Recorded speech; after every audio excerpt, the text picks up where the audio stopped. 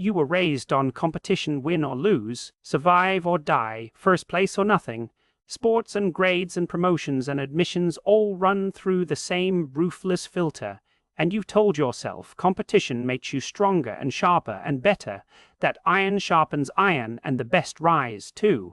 The top, and here's the paradox that will make you want to forfeit every game you've ever played. Competition doesn't produce excellence, it produces a narrow, desperate, short-term version of success that leaves everyone worse off. The winner, exhausted and isolated and paranoid about being caught. The loser, demoralized and resentful and less likely to try again. And the actual creative breakthroughs that change everything almost never come from competition. They come from collaboration and curiosity and the freedom to fail without being ranked. And the data hides in plain sight, a massive analysis of over 60 studies finding that while competition can boost simple repetitive tasks, it consistently reduces performance on complex creative collaborative work.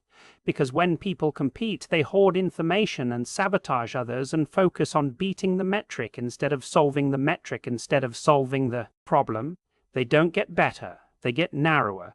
And the neuroscience is clear. Your brain's threat response activates under competition and cortisol spikes, and your prefrontal cortex shuts down, the part responsible for creative thinking and long-term planning and empathy. So you don't become a better version of yourself, you become more desperate and reactive and selfish, cheating and cutting corners and throwing teammates under the bus, not because you're bad, but because your brain thinks it's fighting for survival, and survival mode is not excellence mode, and the American twist is, we've turned competition into a religion. The free market and the meritocracy and the ruthless sorting of winners and losers are not economic theories. They're moral doctrines. We believe competition reveals character and builds character and rewards character.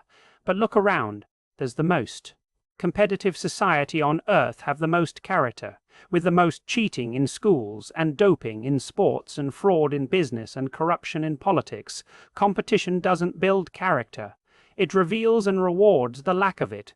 The people who win in hyper-competitive environments are often the ones willing to do what others won't: lie, manipulate, exploit. Which isn't excellence. It's a race to the bottom, dressed as a meritocracy. And here's the quiet reversal that only lands when you stop keeping score long enough to feel the relief of not ranking. The most successful and innovative and respected Americans are not the ones who won the most competitions.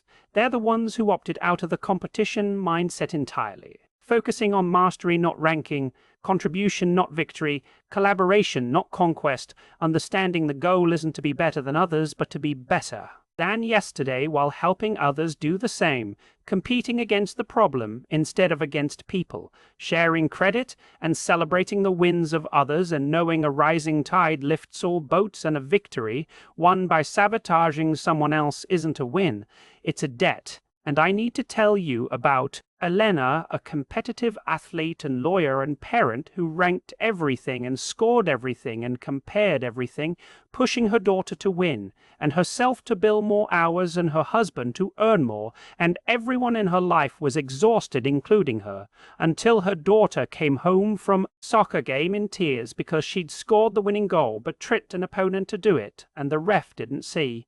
And she said, "I won, but I cheated. And you always say winning is everything." And Elena looked in the mirror that night and saw she'd built a life where winning was everything, and Trishan taught her daughter the rules didn't matter. So she quit the competitive firm and started a practice that charged by the project, not the hour, and stopped ranking her daughter's achievements and apologized. And it took years to undo the damage, but she learned the only competition worth winning is the one against your own worst self, and that competition never ends, but also never requires you to hurt anyone. And the American cognitive paradox is right here. We worship competition as the engine of greatness. But competition is the engine of anxiety and selfishness and burnout. The only escape is to cooperate fiercely and measure yourself not by how many people you've beaten, but by how many you've helped. And right now your brain might defend competition as natural motivation. And in small doses with clear rules it can be. But the hyper-competition of American life is a poison you've been drinking since kindergarten. So if the impulse just sparks to send this to someone who turns everything into a contest, that's not about me. It's the recognition that scorekeeping isn't motivation but a cage, and the first real strength you've shown in years might be cooperating instead of competing just for today. And the question from the beginning, why does competition meant to bring out our best so often bring out our worst, has an answer that a second viewing fully reveals. You were never supposed to compete against other humans. You were supposed to compete against entropy and ignorance and suffering. Those are worthy opponents. Your neighbor is not. Now go help someone succeed without keeping score. That's an order.